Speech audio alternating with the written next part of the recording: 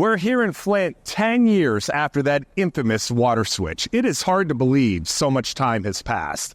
And while there's a lot to celebrate, pipes have been changed, educational program support for those affected, the reality is for many people in this community, life is still very challenging. Janaea McDonald doesn't trust the water here in Flint still. Her health and the health of her children affected by drinking that poisoned water. She's reminded of the crisis every day. This water crisis, the water causes autism. I am really believing that. Yeah. And my son, he had rashes everywhere, and I lost a lot of hair. She lugs bottled water inside her Flint home once a week, relies on a filter for cooking, only bottled water to brush her teeth. Her pipes have still not been changed. I don't think I'm still waiting. I think they're done. I think they're not interested in going from the sidewalk into the house. Janaea, like many here, feels that people no longer care about what's happening in Flint. What if your water isn't safe? What if your government is lying to you about the levels in your water? At this point, I would tell any and everybody, go buy a test and test your own water. Flint's mayor at the height of the crisis was Karen Weaver. Weaver still in Flint today, still politically active, still fighting for Flint. What has failed is that we are still in fear of the water. We don't trust the water, and that shouldn't be how people live. Many pipes have been replaced, but some, as you saw, are still waiting. The criminal cases, they fell apart. Governor Snyder and a host of others who were charged now no longer facing charges. And then there was the big settlement, more than $600 million promised to those affected by the switch. What about the settlement itself? I know you were not happy with the settlement. What settlement? It hasn't. We haven't seen it yet. Exactly. What do you think is going to happen with that, and what is taking so long? I don't think anything is going to happen with it. I mean, and people you ask don't think me. People will get their payout? Well, they haven't yet. In 2016, at the height of the controversy, Flint was making national news every day. And every politician, celebrity, and activist seemed to be focused on Flint. Few are today. We had a Democratic debate here with Hillary Clinton and Bernie Sanders. Donald Trump was in town. Beyonce was calling. Cher was sending water. Do you hear from any of these people anymore? Do you have contact with anybody that rolled in and made big promises? I just talked to Cher day before yesterday. You did? What did Cher say? Because she is one of those people. She called. Yes. Cher is in touch weekly and privately still helping Flint. The same Weaver says with Hillary and Chelsea Clinton. The celebrities did bring attention to the problems in Flint, but nobody solved the issues. And because of that, some have fled. But there are many who've remained in Flint, and they're fighting for Flint, hopeful that better days are coming. Here in Flint, one of the heroes of this city, one of the heroes from the water crisis, Dr. Mona Hanna-Attisha. I had the opportunity to sit down with her in her office here in Flint to talk about the progress that has been made and also her hopes for the future. The anniversary of the switch is 10 years in April. Is it hard for you to believe that it's been that long, or does it feel like you've lived every minute of this? It is hard to believe that it has been 10 years since the water switch, but it really feels like less time because, the water switch happened 10 years ago, but we didn't really know what was going on. We weren't an emergency until about 8 years later. So I think this is an important thing to remember. So yes, April of 2014 is when the water switched. My research wasn't released until September 2015. So it wasn't for a year and a half. And then after that, we became a local emergency and then a state emergency. And then it wasn't until January 2016 that we became a federal emergency. And that's when kind of the hard work of recovery began. So yes, the water switched 10 years ago, but the knowledge of what was happening in Flint really wasn't until about 8 years ago. Does it still seem surreal to you that this all happened? It does, and I've had this amazing honor and privilege to talk about the crisis and our work since then to so many folks. I wrote a book, I get to talk to students, and it still is mind-boggling to share with folks and to folks who are young. Like, I talk to college students now, they were like in middle school. Like, they don't know what the Flint Water Crisis was. They didn't see those brown, yellow pictures. They didn't know what was happening. And whenever I share that story, it's just jaw-dropping to realize that in Michigan, in this state surrounded by the largest source of fresh water in the world, in the richest country in the history of the world, we had a city that for a year and a half was drinking poisoned water. Yeah. And the reality is, though, a lot of things are still a work in progress. I mean, not all of the pipes have been changed. There are still people dealing with a lot of health ramifications because of this. Do you feel like enough is being done? I mean, I would assume that as a champion of Flint, there's always more that can be done. Yeah, Hank, we have done so much, but obviously there is a lot more to do. And I hope that when folks think about Flint now, they think about the crisis that happened, this terrible, emblematic environmental and public health injustice, like this signature disaster of our time. Like, I want people to remember that, but I want folks to remember what we have been able to do since then. Flint is this amazing place. If you're here just for a minute, you feel the energy and the loyalty and the pride and the resilience. This is a city that since the water crisis has rolled up their sleeves to make sure that the future of our children is bright. And that's what I want people to go away with. Like, we have done amazing things in this city through so many partners and lots of different funding sources. We expanded Medicaid. We have 2 brand new childcare centers, nutrition prescriptions, literacy programs, trauma-informed services. The list goes on and on and on of the awesome things that we have done here in Flint that haven't just been about Flint and Flint kids, but things that we've been able to share with kids and communities all across the nation. What still makes you mad about it, though, when you think about it? Because you have a lot of passion.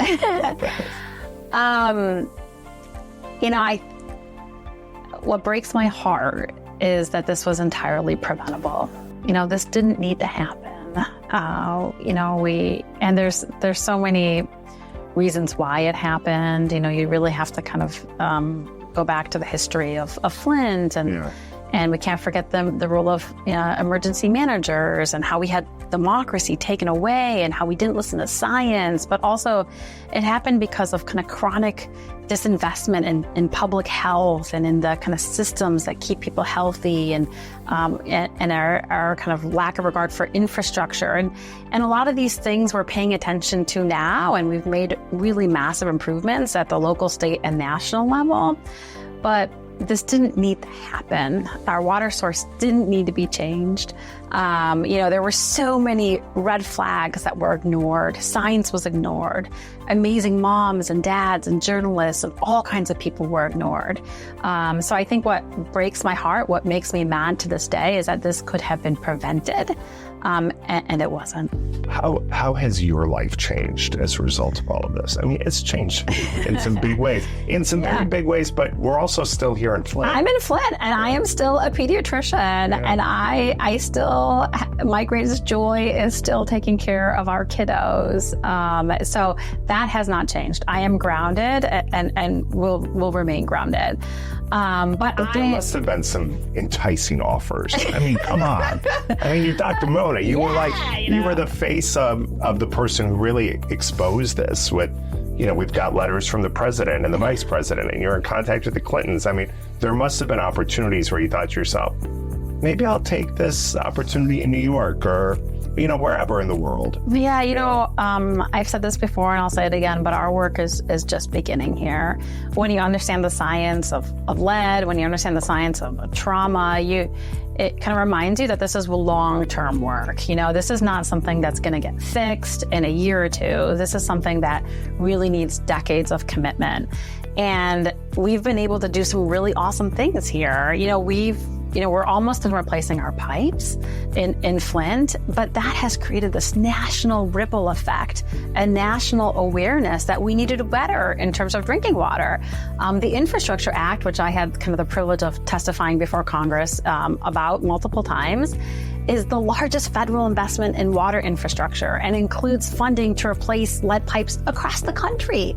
That's huge. The EPA, the Environmental Protection Agency, just proposed a new lead and copper rule a couple months ago that is mandating that all cities replace their lead pipes in the next decade, and it's strengthening kind of drinking water regulations. All of these amazing policies that are going to impact millions of people have happened because of our work here in Flint, and they continue to happen because of what we are doing here. Flint has become this breeding ground for innovation, to a place that's not okay with the status quo, but a place that is creative, that continues to work hand in hand with our community partners to do good things for, once again, not just kids and communities here, but for the Flints everywhere, where so many children wake up to so many injustices that make it hard for them to be healthy and successful. When you talk about testifying in front of Congress multiple times, you say it so casually, but when you think about the last maybe 8 years when it became was there one moment when you're like, what am I doing here? Like, did you have like where am I? Every day, Hank. I mean, like, I think a lot of folks talk about imposter syndrome, and I'm like, oh my God. So I've received so many humbling accolades, and a couple years ago, I received an award from USA Today, a Woman of the Century, and it was marking the 100th anniversary of the 19th Amendment, women's right to vote, and they chose 100 women, alive or dead, throughout history to feature, and they featured me. And I'm like, excuse me? Like, do you have the wrong number? Like, there's so many amazing women, people out there who've done incredible things. So I pinch myself, like, I am honored and I'm humbled. And I hope that every time I get a chance to be in front of a microphone or be in front of a camera or receive a recognition, it's not about me. It is about hopefully like little girls that look at me, or especially little brown girls that look and say, hey, I can do that too. Like, she's making a difference. You know, she used her voice, she used science, she built a team to do the right thing. Even when it was really hard, like, she did the right thing, and that made a difference. So I understand this amazing privilege and opportunity that I have. And I'm going to keep using it to help, kids as long as I can. Who have been those people who've been consistent during the last several years? Yeah, Flint's not in the media as much as it used to be. Like, it's great to have you back here, Hank. But, obviously there's been dumpster fires of, lots of things have been happening in the world that we rightly also have to be paying attention to. But Flint continues to be on people's minds. We continue to have so many supporters near and far who care about Flint and Flint's kids. In the beginning of the crisis, it felt like a revolving door of celebrities at one point. I remember being in clinic and just like all these random people, like movie stars and politicians and celebrities were just coming in and out. And that was heartwarming, and that really kind of, reaffirmed that people care. I remember, at the beginning of the crisis, we were getting bottled water deliveries from the whole nation, like a ballroom dance club in Ohio and Girl Scouts in Pennsylvania and UAW and, all over. And that, to me, kind of reminded me that the world is good and that people care. And that hasn't gone away.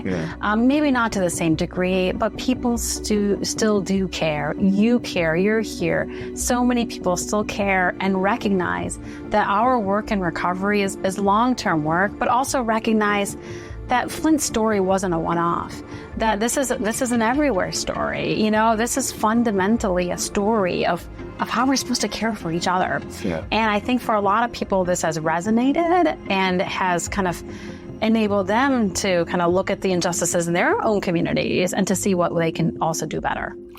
And coming up, much more from Dr. Mona. She's talking about her new passion project, one getting the attention of the president, and it's a program that could be launched in many other cities, including Detroit.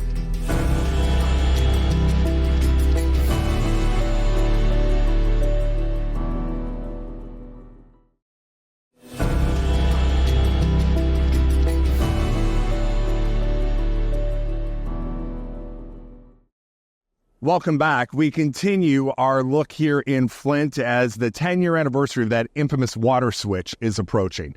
Dr. Mona Hanna-Attisha, a true champion for this city. She's now launched a new program that is already changing the lives for many young children here in this community. I remember very early on, one of the first celebrities that we encountered and had time with was Chelsea Clinton. And a lot of people at that point said, well, that's just political. Her mother's running for president. But you've maintained, not only with Chelsea, but with former Secretary and former President Clinton. They're involved. They're concerned about what's happening here day to day, not just for that media opportunity, right? Yeah, no, they have been phenomenal, especially Chelsea Clinton, who I now consider a dear friend. She helped me launch my book in New York when it came out a few years ago. She's written several articles about her work. She's helped she featured me in one of her children's books. She writes a series of books called She Persisted. She wrote a book called She Persisted in Science, which kind of talks about the science that we did and our ability to persist. And most recently, Chelsea serves as the honorary co-chair of a new effort that we have in Flint called RX Kids, where we are hoping to eliminate infant poverty. And she's been kind of an advisor on this work for maybe about a year, and she kind of jumped in and said, yes, I will be the honorary co-chair of this advisory committee to help push this work to support moms and babies. That's extraordinary. I mean, really, that's one of those pincher moments. Yeah, she's a real person. Yeah, she's a mom. That she's cares, and I think that's been something that we've seen from so many folks. No matter what their names are or their celebrity status, folks are human, and innately they care. Is that probably the greatest thing from this entire experience? That's what the pastor was just saying. He said, listen, there's been a lot of division, but it's also a lot of people in Flint ended up looking at their neighbor and saying, what can I do to help you? You know what I mean? Yeah, I think that's, that's been so important and so heartwarming. And I think for me, the biggest takeaway from what has happened is our ability to make a national impact. The fact that what has happened in Flint is informing national policy and is protecting millions now of children throughout the country, that's huge. The EPA now has an Office of Environmental Justice and Civil Rights. That's because of Flint. Millions and millions of dollars are now being invested in things like, getting lead out of pipes and, doing a better job taking care of children. And, all this national impact that we have is just huge. And it's being led by the amazing folks that continue to be here in Flint, including a lot of our raising kids who have become national leaders in this work. Talk to me about this program. How did this all come to be? Yeah, so we do. You even have stationery. I have stationery. I'm writing thank you cards. We've done so much awesome in Flint since the water crisis, really kind of rolling up our sleeves to wrap our children and families with interventions to mitigate the impact of the crisis. I wish there was a prescription I could write to take away what happened. Sure. But that doesn't exist. So, we've come together to put into place lots of things to help people, like high quality childcare services and nutrition programs and literacy programs and home visiting supports, breastfeeding interventions, expanded Medicaid, mental health care, trauma-informed services. The list goes on and on of what this community has done to support kids and families. But, when I'm in clinic and I have a little baby in my hands and I'm doing all the things I'm supposed to do and giving immunizations and talking about injury prevention and all these things that, as a pediatrician, so much of my job is to make sure kids are healthy today, but more importantly, my job is to make sure that our kids have the brightest future possible, right? That's my job, is to make sure that these kids in my hands, live up to their potential. And there's something that I haven't been able to prescribe, and that's the ability to lift our children out of poverty. And that's almost kind of the crux of what happened in Flint. We were a poor city, and that's why we were near bankrupt, and the state came in and took us over with the financial emergency managers. We are still a poor city. We're the poorest city in Michigan. We were one of the poorest cities in the nation. Our child poverty rate is 69%. And it's even higher the younger the family is. So I was tired of shrugging my shoulders. I we can't keep band-aiding this and spend a lot of money because people are sicker because they are born into and grow up in poverty. Like, I want to do something about that. And that's what Flint does. We do big things. We do big, impossible things. We're not okay with the status quo. So we conceived of and launched this program called RX Kids, which is a prescription for health, hope, and opportunity. And it's the first ever citywide maternal and infant cash prescription program. Every pregnant mom in Flint gets an unconditional cash prescription in mid-pregnancy, $1,500. And then once a baby's born, families get $500 a month for the first year of life. This has never been done before for an entire city. And how is that money to be used? However families want. Okay. This is a no strings attached program, which is what the evidence supports. The expanded child tax credit during COVID was the same way. This has been around for decades globally. This is normal in other countries, Canada, England, all across the world. Countries have something called child benefits or family allowances. Sure. And I wish we could have done something to go to 18 years of age, but that was really expensive. So we laser focused on this maternal infant window. And science tells us that what happens in that window of life really shapes your whole life course. Your brain literally doubles in size in that first year of life. And we have so many disparities in that window. And it also turns out that around childbirth is when families are the poorest. So right before a baby's born, moms have to often come out of the workforce. Babies are expensive. They need stuff. And then after they're born, childcare is expensive and parental leave policies are lacking. So that persists for the first year of life. So think about that. Families are poorest around when a baby's born. Right, when they're spending the most. When they're spending, and that's crazy because that's like the most important time for child development. I had a 4-day-old in clinic miss their first visit to clinic because mom had to go back to work at 4 days. Like, can you imagine? Like, it's just, so this is kind of a program that is built on dignity. It's not stigmatizing. It's not shameful. There's no means testing. We're not telling families you're doing something wrong. We're sharing a message that, here is a whole village that is coming alongside you. This is funded by philanthropy and government, and all kinds of folks have supported this program. And then it also, the unconditionality, the no strings attached also conveys trust and agency and empowerment and really kind of... Which has been lacking here. Which has been lacking. So we actually hope a program like this kind of reimagines that vision of how we're supposed to care for each other. It reimagines that social contract, which has been severed in Flint and severed in so many of our communities that have kind of chronic inequities. So here's this program that might rebuild that trust in government and institutions, but most importantly, is laying a foundation of kind of the future of our nation by supporting our youngest kids. So this program launched in January. Governor Whitmer was here for the kickoff in January. We had a celebration on Valentine's Day because fundamentally this is all about love. This is about how we love our kids and our families. And it's been very successful. And Governor Whitmer included $24 million in her executive budget recommendations to actually expand this to other Michigan communities.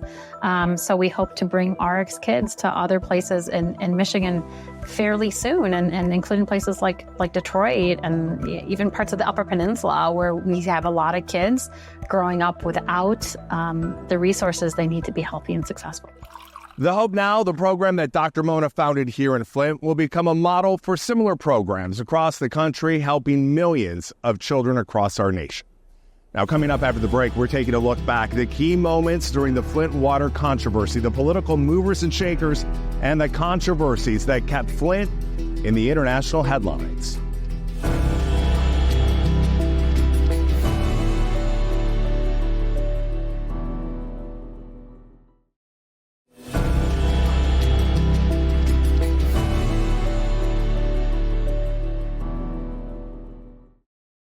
So much happened in Flint during this last decade, so many problems exposed, so much controversy. There's also, though, a lot to celebrate, the progress that's been made. Now we're going to take a look back, the biggest stories, the biggest moments, and the issues that captured our attention. They tested the water with the filter on, and the levels were still high. For Tiffany Davenport and her 2 daughters, the last 2 years have been a huge struggle. I've been trying so hard to do everything right, and then this. The water Tiffany's children drank, the water she was told was safe, was actually harming her children. She was supposed to go to kindergarten, but she can't because she's not meeting the criteria where she's supposed to be. I first met Tiffany and her daughters here at this lead testing event in Flint earlier this year. I took these pictures of her young girls and asked if we could follow their story. Unfortunately, weeks after we met, Tiffany got the news. Both of her daughters had high lead levels, and it was clear to her that it was affecting their ability to learn. When we got word last night from Lansing that the Michigan National Guard was rolling into town today, we expected people on every corner handing out waters, trucks going up and down the street. Well, today, 7 members of the Michigan National Guard are here in town. 7. And many critics say that is just not enough. So you do this every time you make Kool-Aid? Yeah. Making anything in this home Got a slow stream there. becomes a big production. You should not use that. But we have the filter. No. Still, the water can go bad even if you have the filter on, so you have to use bottled water. Even the littlest Flint resident, like Little Miss Flint, Mari Kopany, understands the reality here. The water is still bad. You don't drink the water at home?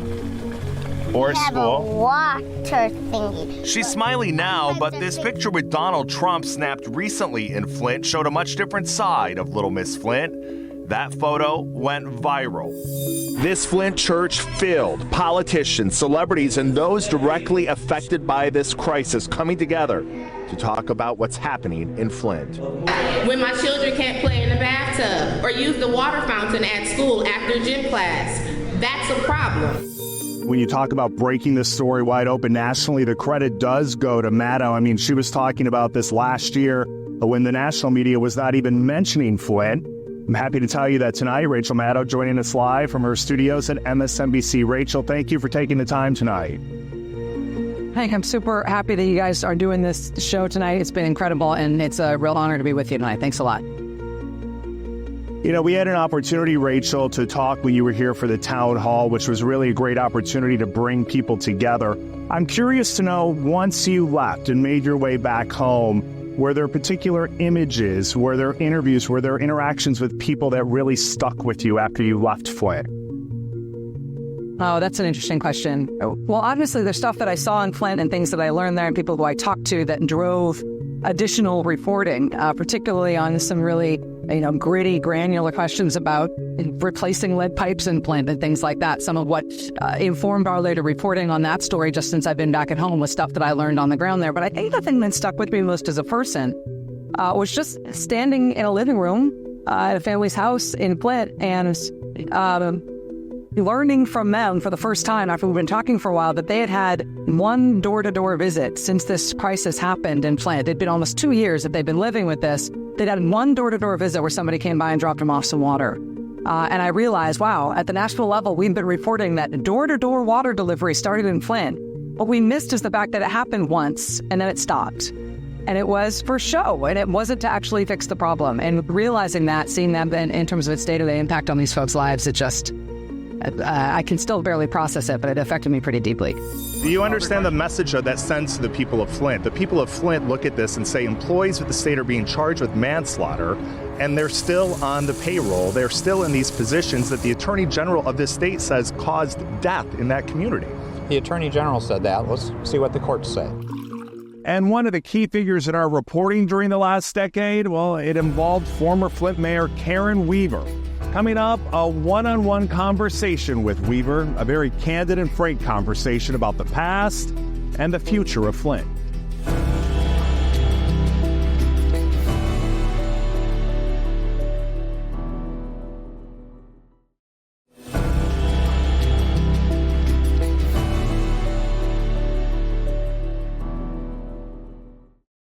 It's hard to talk about the Flint water crisis without having a conversation with former Flint Mayor Karen Weaver. After all, she was in charge of the Vehicle City at the height of the water crisis. Now, 10 years later, she's looking back at the progress that's been made and also the big problems that remain here. I mean, when we think now 10 years, can you believe it's been 10 years since that switch? No. I mean, and it's funny because in some instances, 10 years goes by quickly, but when you're waiting for pipes to be finished, when you're waiting to trust your water source, that's a long time. Are you angry that the pipe replacement is not completed yet? I am. I'm very angry about it because one of the things I knew was we were ahead of schedule when I was in office, and for people to have to wait and be fearful and anxious. And not only am I angry, it's depressing. Yeah. It's depressing. What's gotten better in this last 10 years? What's gotten worse? Let's start with the good. What's gotten better? What's gotten better? I think we have gotten stronger. We are. I think we're more resilient. We always were fighters. We always spoke up, but people haven't stopped, and I think that's good. That people's hope is not gone. Yeah. So we get stronger for the wrong reasons, but we get stronger. Yeah. And I think that's a good thing. What's worse? What failed in these last 10 years? What has failed is that we are still in fear of the water. We don't trust the water, and that shouldn't be how people live. That shouldn't be how people live. One of the other things that I would say has gotten worse is, you're starting to see things. We talked about cancer going up in this community, and now there is money for a cancer cluster study, but we knew these kinds of things were coming, and that's why I think we fought so hard and talked so loud. At the onset, we were so worried about the children, obviously. Mm-hmm. We were worried about Legionnaires. Yes. But now it seems within the last few years, we're discovering new things that might be associated with it. Exactly. And we don't hear about it. And we don't hear about it a lot. And that was one of the reasons that we weren't happy with the settlement, because we knew some of these things wouldn't even come to fruition until a certain period of time. Sometimes things are shown in 5 years. Sometimes it takes 7 years, 8 years, 12 years. And so things were settled before some of these things that we knew would happen came to fruition, and we're still waiting. What about the settlement itself? I know you were not happy with the settlement. What settlement? It hasn't. We haven't seen it yet. Exactly. What do you think is going to happen with that, and what is taking so long? I don't think anything is going to happen with it. I mean, and people ask me. I don't think people will get their payout. Well, they haven't yet. Right. They haven't yet. And that's the bad part. And I remember last year, it was last March, I was out of town, and I got a call from them all, from some press here about what they had heard, that people probably won't get anything until the end of last year. Well, last year is coming on. We're ending the first quarter of this year, and still no one has gotten anything. When you were mayor and this was all happening, we had so much attention on it. We had a Democratic debate here with Hillary Clinton, yes. Sanders, Donald Trump was in town, Beyonce was calling, Cher was sending water. Mm-hmm. Do you hear from any of these people anymore? Do you have contact with anybody that rolled in and made big promises? I just talked to Cher day before yesterday. You did? What did Cher say? Because she is one of those people. She called? Yes. Do you have Cher's cell phone number? Yes. But what got me... Oh my goodness. What got me was... Now, what did she say? Well, she always calls, because she calls to check and see how things are going, what's happening in Flint, those kinds of things. I love that. She has never, she has not given up. She has not given up. And you can't give me too close. I'm not going to share the number. It's good that we're having a light moment. But so she maintains contact because she wants to know how things are really going. Yeah. Yeah. Let's see. We talked Saturday. What about any political leaders? Do you hear from any of them anymore? Or did you feel used, or the city felt used? I think the city was used because so many political leaders used Flint to campaign and made promises that were not kept. Yeah. So that has happened. Have I been in touch? I have had conversation with some of the political leaders just because I still spend time exactly. Yeah. Exactly, but a lot of people are really surprised when they hear that the pipes have not been completed. They're surprised about that. Yeah. And it was bad because maybe just a couple of weeks ago, it was said on national news that all of the pipes had been completed. And people, they said it had been completed. Right. Yeah. And then a week later, the judge comes out. It says no. Exactly. And we kept saying, where are you all getting this information? What would your message be to them people who are not within this city, who haven't lived it, who think that it's over? My gut is that it is not. It's not over. And our message would be what it was before. Pay attention to Flint. Don't let Flint go away. Flint needs to stay under a national spotlight, because if this happens to us in a spotlight, you think about what will happen to other communities that didn't and don't have all of the attention that was on Flint, that didn't have that loud voice, that didn't have access while I was there to those resources that we were able to bring in and make things happen. And that was why I always said Flint is a story that shouldn't go away. It really shouldn't. And so I wish people would come back. I wish they would pay attention to what is going on in Flint, because it will happen again and again and again. Yeah. Weaver does say, though, she remains hopeful that better days are ahead for the city and for the people here in this community.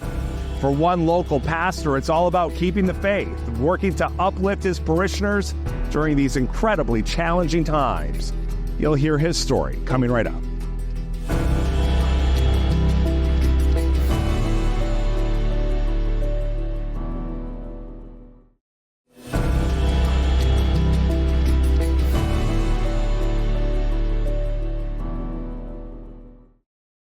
No doubt about it, there have been a lot of dark days and difficult moments here in the city of Flint. But one local pastor says he's focused on the future, brighter days ahead, and he reminds his parishioners to have a little faith. I wanted to talk to you because you were such a central figure in fighting for the people of this community. 10 years now. Is it hard for you to believe that much time has gone by? It is. I was just sharing with my wife this morning. I had to meet with you guys, and she says, why? I said, well, they're doing the 10-year, I don't want to call it anniversary, but they're doing the time. She said, wow, it's been 10 years. I said, yeah, that's what they're saying. It seemed like it was just a couple years ago. But yeah, it went real fast. How has it affected this community? I mean, I know it has in so many ways, but from your standpoint, somebody who's a leader in this community, in this house of worship, how has it affected the people here? The 10 years has affected this community as far as population. There are so many people that have been here that have just left this community, just gave up their homes, and just moved to other states and other locations.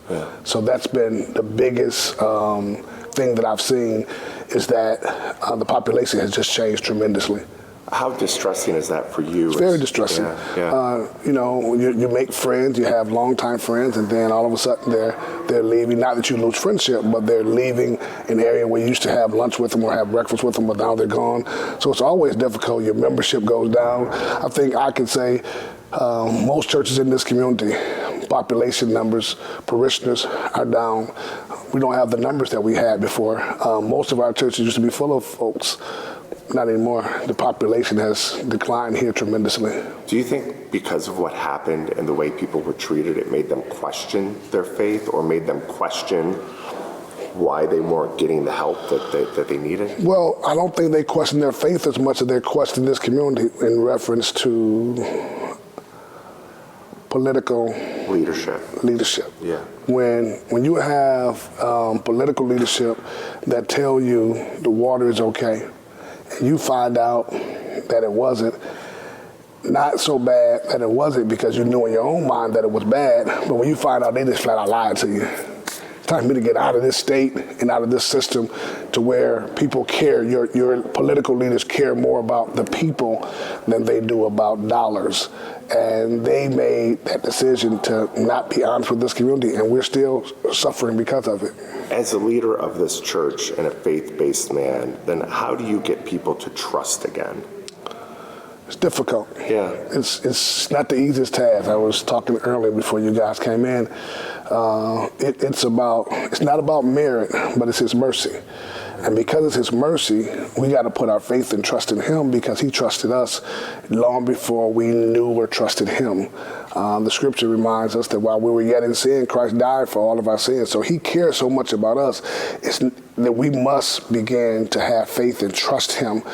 All things work together for the good. We might not see the good today, but somewhere in this process, there's some good that's going to come out of it for the sake of Christ. What good have you seen that has come out of this, do you think? You would ask me that, wouldn't you? I mean, I've seen people, programs that have been established. We've seen a focus on. I've seen people rally together. Yeah. I've seen people that have different nationality, different race, different everything, but they've come together to try to build a wall that this won't happen again. So I have seen that. I've seen government try to be more accountable, but it might be a long stint for them to get that trust back because they were unaccountable for so long that that pain is still there in the people's eyes. So I have seen people come together, and I've seen people support one another in ways that I hadn't saw before. Do you think because, as you know, Flint for years has had a long history of problems with crime, problems with gangs, like a lot of urban cities. Do you think that this made people love their neighbors a little bit more? It did when we were in the crisis. Yeah. But now they're angry again because of the injustice, the economics of this community. If you go back and do some history, when we were in the heat of the water crisis, crime went down because we all had the same cry. We all had the same fight. We were all on the same team. You would get up in the morning and see guys that you never seen before out passing out water because the community needed to come together as one, and they did that.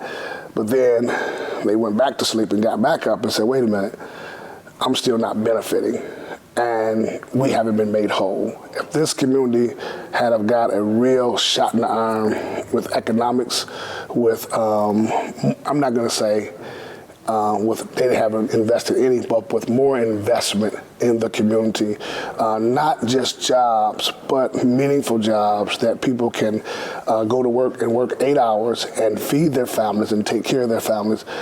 I think that would have helped. I think the government failed to put more economics into this community where our people could pick themselves up. Yeah. They haven't done that. I don't think people outside of Flint understand that the people here are still so angry. Oh yeah. And hurt. Yeah. I think that's it more than anything. Yeah. Hurt that not only that this happened, but that it wasn't taken care of the right way. And they're hurt to a point you start hurting back in your own environment. So we're not going outside of the community of Flint. So you start hurting in the community of Flint. So you begin to not trust me as a pastor, as a leader in the community. I have to continue to hold on to the water crisis and continue to move that forward. But there's other issues in this community that I have to grab a hold to and begin to work on. And I have to partner with people that some might think you ought not partner with, but I have to partner with them to get things done so that we can continue to move the city. So now the people that you were in the fight with the water crisis because they didn't tell us, and now you got to partner with those who didn't tell us and those that are still in this fight. They say, hey, you sold us out. You went over there with the other team. No, I'm not with the other team.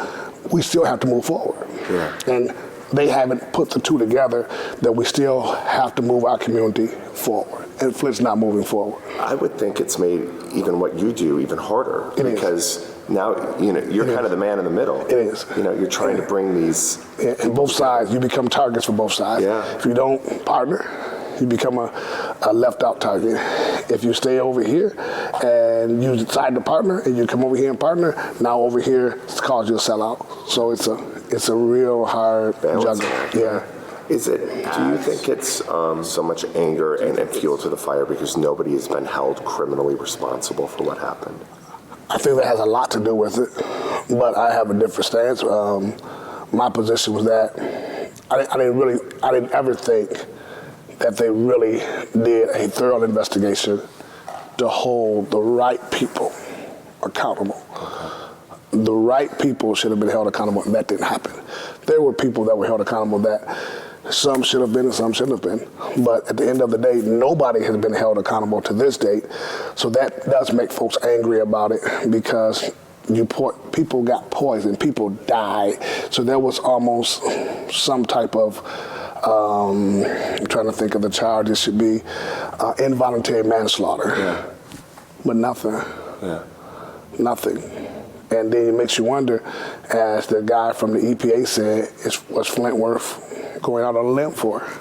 No one's been held accountable, so I guess it wasn't. And there's a certain anger, I would assume. Oh, yeah. Because nobody has been. Downright pissed off. Yeah, that's the best way to put it. Yeah, downright pissed off. Do you think it just got too political? It got too political. Yeah. Yeah, it did. And they knew we were in the political arena, so they knew how to position themselves to make sure that when they left office, the residue would not. So there's not closure. No. Yeah. No. I mean, not only have not been anyone held accountable, the residents here have not even received a dime. Yeah. 10 years later. Yeah. 10 years later. They got a settlement, which was a poor settlement. But nobody's seen money in their pocket. No. Nobody's been charged. No. The pipes have not all been replaced. No. 10 years later. 10 years later. The homes are still destroyed where they remove pipes. So we're still in limbo 10 years later. So that makes you wonder, what's the real picture? Yeah. What's the real big picture of what's taking place? Yeah. Because 10 years later, we're still talking the same conversation. Isn't that unbelievable to me? It stuns me. Yeah. Because I remember coming here at the height of it, and I believe I met you, and I thought, well, this will all be taken care of. I thought so. Like that. Yeah. It wasn't. No. So imagine 10 years later, I'm still part of the water crisis lawsuit with the concerned pastors, and we're still going back and forth to court. We're still petitioning the court to almost force them to do the work. Yeah. So if that lawsuit wasn't there, it'd be brushed to the side. So then for you, on any given Sunday, and to your congregation, what's the message? Is the message continue to have faith? Continue to have faith and hope. Yeah. Hope for a better day. Our hope is built on nothing less than Jesus Christ and his righteousness. Yeah. We must continue to have hope that somehow God is going to come and prevail for the people and move us into a better place. We can't always see it, but we just have to trust and believe that things will get better in this community for the people of Flint. And that's really what faith is all about. That's what it's all about. We can't see it. But you all been tested. Oh, yeah. It's a good test. Yeah. So, and it's been tough. I must admit, it's been a tough test. Yeah. And, we just have to believe that it's going to get better. You wouldn't stay here. You only stay here for two reasons. You can't get out, or you believe that it's going to get better. I'm a believer. I can leave today. I am in this community because I believe that Flint is a great place and that it will get better in this community. It's going to get better. We thank the pastor, Dr. Mona Karen Weaver, and most importantly, the people of this great city for sharing their stories. Not just for this special report, but during these last 10 years. And the promise we make to you, we will continue to tell the important stories here in Flint because we're committed to this city.